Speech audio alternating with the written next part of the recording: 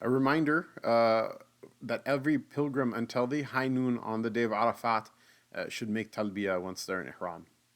Don't shy away from saying it loudly without depriving your fellow pilgrims of sleep. If your neighbor is trying to engage you in small talk, you engage him and the rest of the bus or tent with Talbiyah. When you move, stop, finish prayers, meet each other, stand, sit, or at every change in your state. Say it repeatedly and let its sweetness sit inside of your heart. This is what we all came for. Once its time is gone, you will long for it again. Once the Hajj is over, you can say the Talbiyah all you want. It's no longer an act of worship.